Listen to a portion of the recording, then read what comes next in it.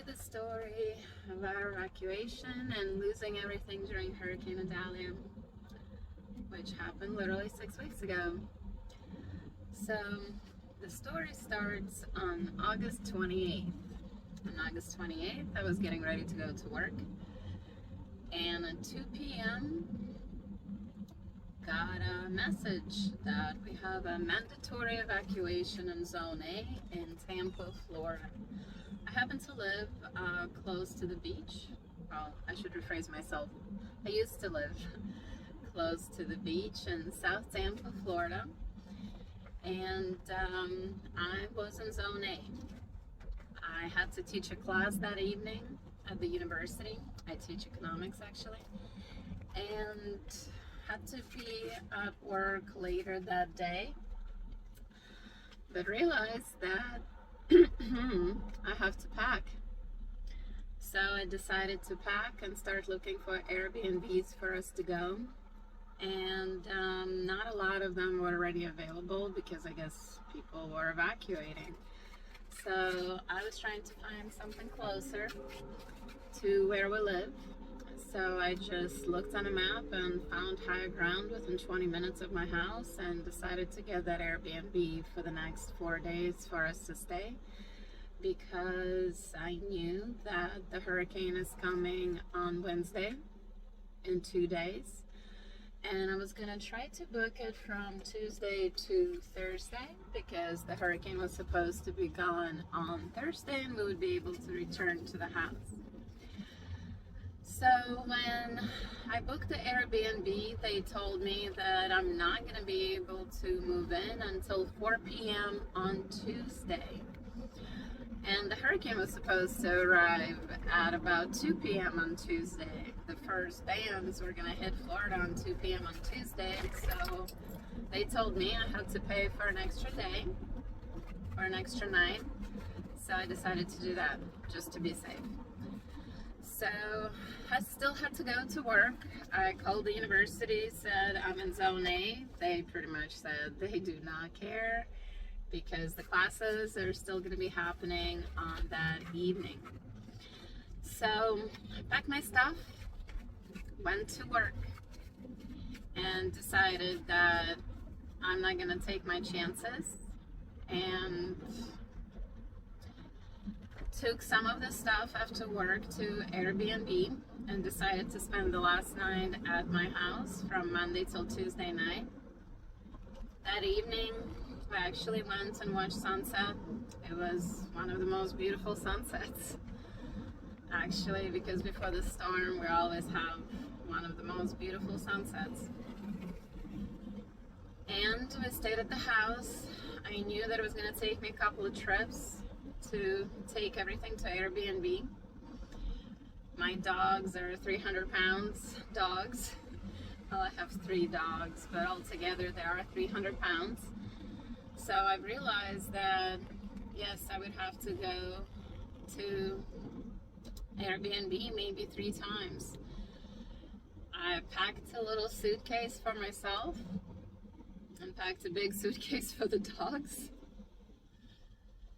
In my suitcase, I'm not sure why, but I decided to put 5 white dresses, 2 pairs of shoes, sneakers from Lululemon, because those were expensive and I figured I might need them to be walking the dogs, and I think about 2 sets of workout clothes. So I took all of that to Airbnb and some of the dog food. After that, I came back and spent the night with the dogs. In the morning, we woke up early, went to watch sunset. Sunset, not sunset, sunrise.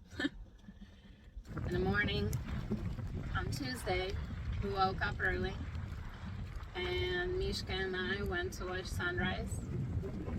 Sunrise was beautiful once again. And right after that, I started taking everything back to Airbnb. I took Mishka first and some of the dog food, some of the dog bowls. They have these big bowls that take up a lot of the room. Okay, Mishka, check out our place where we're staying for the next 2 days, yeah? Bedroom. Yeah? Another bedroom. I already brought some stuff here. So yeah, brought Mishka here today. I'm gonna go home and bring money on Blade. Yeah, this is your new place. You like it? You like it? Good boy. We have to bring some stuff in, okay? You're a good boy. You're a good boy. I know, that's our stuff. Yes. Yes. Whew, I'm tired already. Lisa. Takes 3 trips to get here with all my stuff, dog stuff, and the actual dogs. Okay, Mishka, I'm gonna leave you here. You're gonna be the boss, and I will be right back. Maybe an hour or so. Yes, I have to bring a brother and sister. Yes, that's all our stuff. Yes. Here, we're moving. Here, check out your bed. Yeah, get on the bed. Oh, good boy. Oh, you already made it dirty. You already made it dirty. Yes. Mishka. Mishka. He's such a, oh, you're such a good boy. You give me the paw. Give me the paw. You're such a good boy. Yeah. Okay, I'll get you some water, and then I'm gonna go, okay? Yeah. And I figured that it would make my dogs more comfortable if they had their dog food, dog bowls, dog treats, everything with them. Didn't really think much about myself. Decided I did take my makeup. Because as a true Floridian, you never know what's going to happen with a hurricane. It might not be so bad, and we might be going out that evening. So, took my makeup, took my perfume, actually, took a dress to potentially be going out.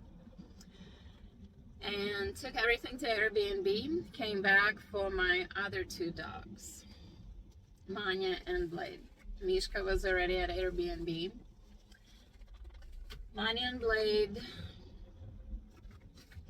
and I think I had a couple more items of, I decided to take a dog gate with me just in case dogs get nervous and I need to separate somebody. So I took this huge metal gate with us. That took up a lot of room. And then I got Manya in a car, and Blade didn't want to get in the car. I think he sensed that something was happening because for the past day I was packing stuff, I was loading the car, I was a little bit stressed because I wasn't sure what was going to happen with the hurricane. And he sensed all of that and didn't want to get in a car. So I decided to take it easy and not force him. And he still wouldn't get in the car. Got a bunch of treats for him. Nothing. So we sat there in front of the house for probably 40 minutes. Maybe half an hour. And then finally the first band of hurricane came in. It was right on the dot at 2 p.m. And we were literally sitting in front of the house. Mine is already in a car. Blade doesn't want to get in. I'm all sweaty and dirty from moving everything. Blade is not getting in. But as soon as that first band came in, that was like torrential rain. The rain just poured like out of the bucket, and he finally jumped in the car. So I drove through the first band. It was actually, I could see already the streets were flooding like immediately. South Tampa floods a lot. But usually the streets flood a lot. The houses don't flood as much. Come on, get in the car. So, we got all packed up to go evacuate, and Blake doesn't want to get in the car. Like, just refusing. There we go. Blake, come on. Get in the car. Blade. Get in the car, Blade. Whew. Blade. So it took me like half an hour to get Blade in the car. So we're going for a walk, and he was all stressed out from me going places and packing everything today, and he didn't want to get in the car. So I brought his bed out, put it next to the car so it'll be easier for him to jump in. And he was just like, no. Oh my God. So we're sitting there, half an hour later. It started raining really hard because the hurricane is coming in. And finally, he was like, okay, fine, I'll get in. Because he didn't want to sit under the rain. Thank God. Oh my God. Oh my God. It's not that great to have a big stubborn dog. Wow. Okay, we can leave now. Sorry, Blade. You're a good boy. You're a good boy. I know you're stressed out. I'm sorry. I'm sorry, baby. Okay. Going now.